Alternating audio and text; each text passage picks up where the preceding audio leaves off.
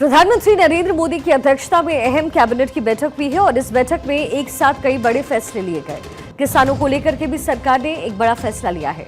सरकार ने प्रधानमंत्री धन धान्य कृषि योजना शुरू करने का फैसला लिया। इसके साथ ही एनटीपीसी लिमिटेड की नवीनीकरण ऊर्जा में 20,000 करोड़ रुपए निवेश करने की योजना को मंजूरी मिली। सरकार ने एनएलसीआईएल को 7,000 करोड़ का सहयोग देने का फैसला किया। ये सहयोग नवीनीकरण ऊर्जा में हिस्सेदारी बढ़ाने के लिए दिया गया है।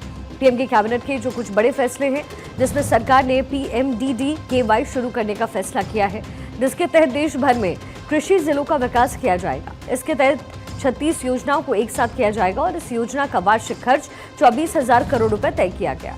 सरकार ने देश की सबसे बड़ी ऊर्जा कंपनी एनटीपीसी को 20,000 करोड़ रुपए तक की मदद देने का फैसला किया, ताकि वो रिन्यूएबल एनर्जी में तेजी से निवेश कर पाए।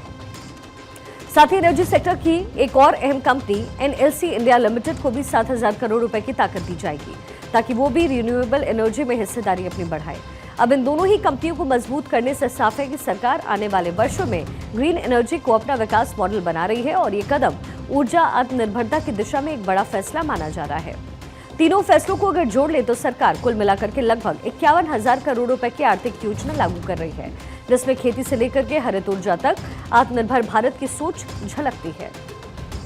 केंद्रीय मंत्री अश्विनी वैष्णव ने इसकी जानकारी साझा करते हुए आज प्रधानमंत्री मोदी की अध्यक्षता में हुई कैबिनेट बैठक में जन उपयोगी सेवाओं से जुड़े बड़े फैसले लिए गए, जो कि देश के आधार को मजबूत करने का काम करेंगे। अश्विनी वैष्णव की तरफ से ये स्टेटमेंट दिया गया। 100 ऐसे जिले जिसमें कृषि पर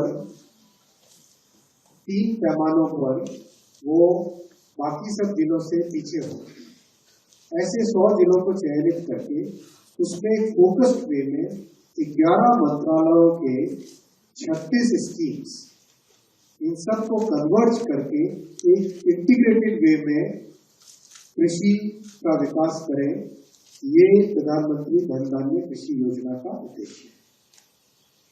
बहुत ही महत्वाकांक्षी, बहुत महत्वपूर्ण, बहुत ही एक गेम चेंजिंग स्कीम ये होने वाली है।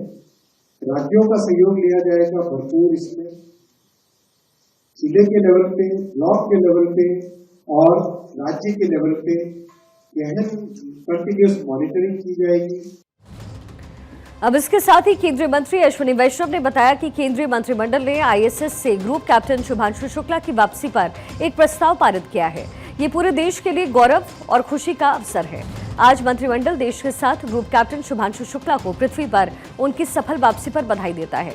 उन्होंने अंतर्राष्ट्रीय अंतरिक्ष स्टेशन पर 18 दिनों का ऐतिहासिक मिशन पूरा किया। ये भारत के अंतरिक्ष कार्यक्रम में एक नया अध्याय है। ये हमारे अंतरिक्ष कार्यक्रम के भविष्य की एक सुनहरी झलक देता है। मंत्रिमंडल इस ऐतिहासिक उपलब्धि के लिए इसरो के वैज्ञानिकों और इंजीनियर्स की पूरी टीम को बधाई देता है। आज यूनियन कैबिनेट ने हमारे स्पेस के बहुत बड़े अचीवमेंट पर एक प्रस्ताव पारित किया है। आईएसएस से ग्रुप कैप्टन शुभांशु शुक्ला की वापसी पर मंत्रिमंडल ने एक बड़ा संकल्प पारित किया है। 15 जुलाई को भारत की अनंत आकांक्षाओं का प्रतिनिधित्व करते हुए ग्रुप कैप्टन शुभांशु शुक्ला अंतरिक्ष यात्रा से सकुशल धरती पर लौटे हैं। ये समूचे देश के लिए गर्व, गौरव और उल्लास का अवसर है। मंत्रिमंडल से प्रधानमंत्री धन धान्य कृषि योजना को मंजूरी दी गई। इस योजना का उद्देश्य कृषि उत्पादकता बढ़ाना, फसल विविधीकरण और टिकाऊ कृषि पद्धतियों को बढ़ावा देना है और कटाई के बाद भंडारण क्षमता को बढ़ाना, सिंचाई सुविधाओं में सुधार करना और ऋण की उपलब्धता को सुगम बनाना है। इस योजना से लगभग 1.70 करोड़ किसान लाभान्वित होंगे।